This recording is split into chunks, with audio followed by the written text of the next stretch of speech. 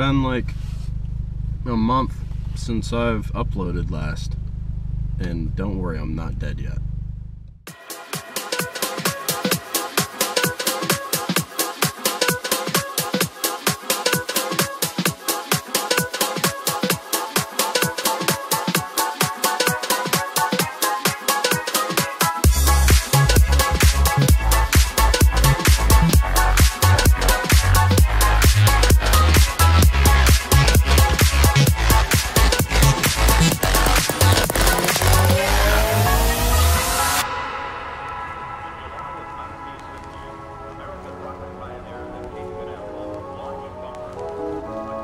This is the end of Cyber this record.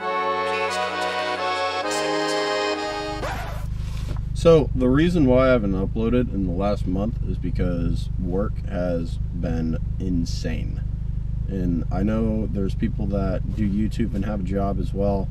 And I'm sure that it's nothing unheard of, but it's slightly out of my league to do all this work and YouTube at the same time. So, just to give you a general perspective of what I've done over the past 3 weeks, I'll list off some stuff. Gunnery safety test, Module 3 certification exam for both gunnery and fire support. Worked on the 240, blew a main power fuse in the 240, replaced it with the 250 amp main power fuse. Realized that the battery is running super low for what we thought was no reason. As soon as we hooked it up to a battery charger, an alarm started going off, which is really weird seeing I've had this car for over 7 months now. So having a car alarm show up randomly and not knowing what to do about it was really weird. So had to take out the entire alarm system because I have no idea how to freaking turn it off in the car. That would have been nice to have heard how to do that from the previous owner, but you win some, you lose some. Stared at the terrible paint on the 240, convincing myself that I was going to do something about it before everything started breaking, but it looks terrible. I'll get over it and I'll repaint it when I get the time. Light lanes, so I was out in the field for a few days doing stuff in the cold, and when I say cold I mean like 20 degrees cold. Like it was 20 degrees in the morning on the day that we left, and then it was 28, but both days it felt like 14 or 16 just because of the wind chill. Besides that, it's really just been overloaded with work to do because they're really amping up all the stuff that we have to do before we graduate Bullock or whatever. So, issue with the 240. Kind of jacked up the front end. As I'm sure you saw, the lights are not aligned at all, and the hood has this weird space to it. That space is because when the car died, I was at a meeting on post, and I luckily had pulled into the parking spot.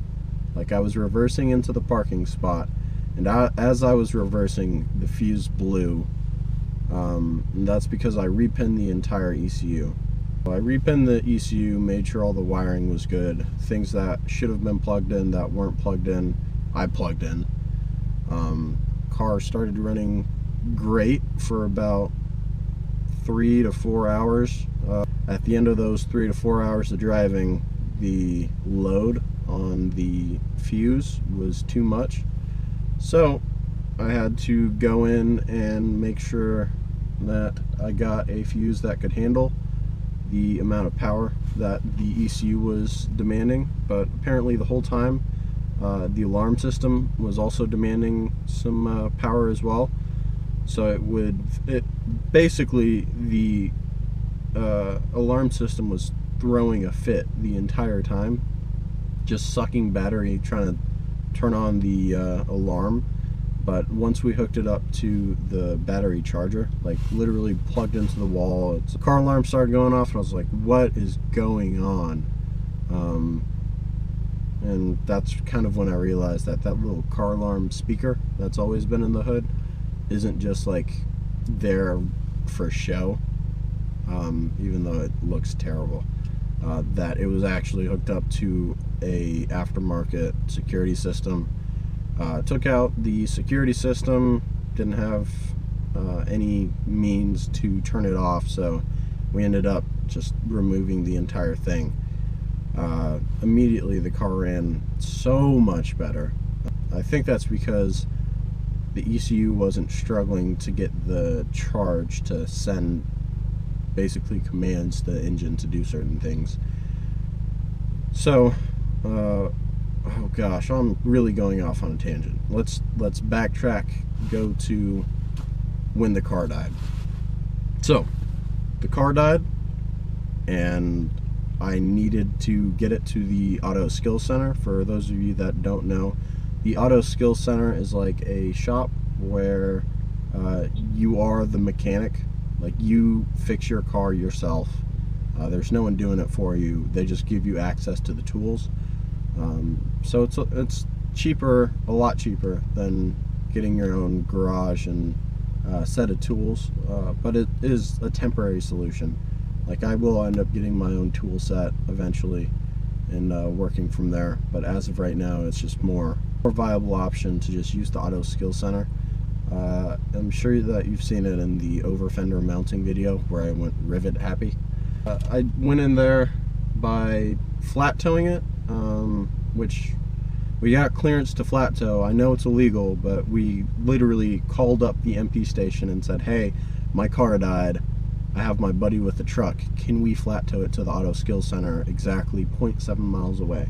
They gave us the clearance. After they gave us the clearance, we hooked up the pulley to what I thought was part of the frame, but I was stupid, and I had attached it to a little cross member which was bolted in. Didn't really serve any function besides there's no structural purpose to it. It's a horn mount pretty much. Ended up putting too much load on that as we were pulling into the Auto Skill Center, actually. So it was fine all the way up until the very last second, in which my buddy just pulled a little too hard, and it made a very bad noise. And sure enough, it sheared off the mounting bracket. So I had to go in, hammer that out a little bit, and straighten out that cross member, which had gotten bent in the process. I had somehow managed to mess with the hood latch while working under the car, to the point where the hood doesn't close entirely, because once I push it down, the fitment's back to normal. But it was really bad at first. I probably should have documented it, but it was such a time crunch to get the car back, because for every hour that the car was being worked on, it cost $5, and then for every day that the car's just sitting in the bay, it costs $10. So I ended up having to spend $35 to work on and house the car at the Auto Skill Center over the week, because I didn't have time to work on it every single day. So I just got the car working yesterday now? No, 2 days ago. Fixed the problem with the alarm system by removing it entirely. Quick charged the battery for about an hour and a half, got it up to around 12 volts, but it is a 16 volt, I believe. I can't remember the amount of volts that or the amount of charge that the car battery holds, but before we charged it, it was at around 6 volts, and it's been at 6 volts for a while. But the ECU and all the other bits of the car require a lot more than just those 6 volts to function properly, which is part of the contributing factor to the fuel cut. That, and I definitely have boost leaks, and I definitely have vacuum leaks, which is causing some unmetered or some metered air to not get to the intake manifold. So it thinks that there's more air than there actually is, and it throws off the ECU a little bit. It's an issue. Yeah, I apologize. This video is really ranty. It's already at 11 minutes. With the intro, it's probably going to be like 12. But I just felt like you guys should know exactly why I haven't been uploading in the past month, and hopefully things even out soon. I'm planning on getting a couple videos that should be pretty cool when I go back home for Christmas leave or winter leave. But until then, I gotta do some artillery stuff and hopefully not die. Alright, almost done with this week. Probably gonna upload this video once I'm back in California on vacation. But it's about time for the 240 to go under its little tent for the break. I just took it for a little drive, a little break from studying, and holy crap, this thing is fun.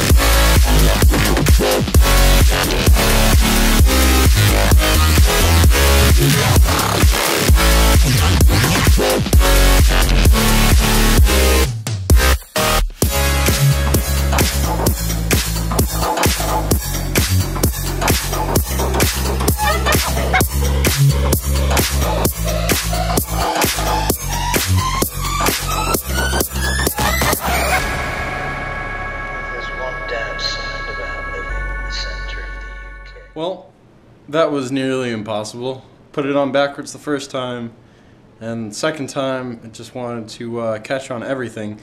It's another reason I should paint the car, because holy crap, it's like it's almost like Velcro. That's how rough the sand is. So it was just sticking to that cloth material in the car cover. Now that it's under the cover, it is waiting for me to come back from break. So until then, I'm going to be in California enjoying my break. Thanks for watching the video. I know not much action going on here. Thank you once again for just coming back to this channel. If you like the content, like where the channel is going, don't forget to slap a like on this video, slap the subscribe button, and I will talk to you guys later. Peace.